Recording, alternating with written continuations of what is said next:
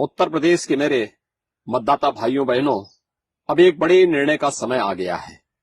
मुझे कोई चिंता है तो केवल एक, जिन दंगाइयों और पेशेवर अपराधियों पर प्रदेश में अंकुश लगा है, वे सब अब फिर से मचल रहे हैं।